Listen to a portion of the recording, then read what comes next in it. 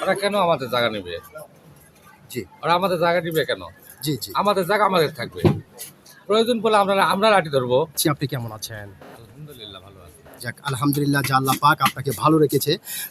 আপনার নামটা জানতে পারি? মোহাম্মদ শহীদুল ইসলাম। মোহাম্মদ শহীদুল ইসলাম। সুন্দর একটি নাম আপনার, চমৎকার একটি নাম আপনার। তবে একটি বিষয় বলতে আমি বাধ্য হচ্ছি, সেটা হচ্ছে আপনার নাম শুনে এবং আপনাকে সামনাসামনি দেখে যেটা বোঝা যাচ্ছে আপনি প্রচণ্ড একটি সাহসী মানুষ।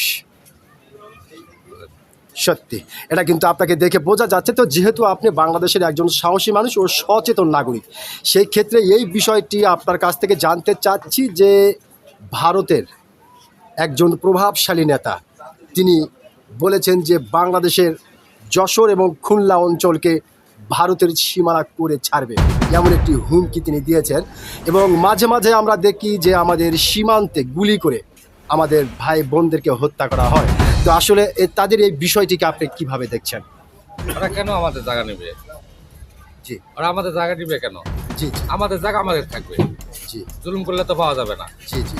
আচ্ছা, যেহেতু ভারত একটি বড় রাষ্ট্র এবং শক্তিশালী রাষ্ট্র, যদি জুলুম করে আমাদের এই দুটি অঞ্চল দখল করতে আসে, তাহলে সেক্ষেত্রে বাঙালিরা কি করতে পারে? প্রয়োজন পড়লে আমরা লাঠি ধরবো। লাঠি ধরবেন, প্রয়োজন পড়লে লাঠি ধরবেন। প্রয়োজন পড়লে লাঠি ধরা লাগবে তো। আমাদের জায়গা আমরা ছেড়ে দেবো কেন? জি জি জি।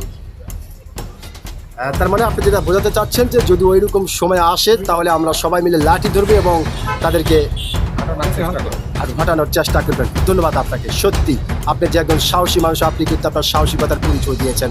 আমি আশা করব আপনার এই সাহসিকতাটি বাংলাদেশের সমস্ত সচেতন নাগরিকদের হৃদয়ে জায়গা করে নেবে। অসংখ্য ধন্যবাদ।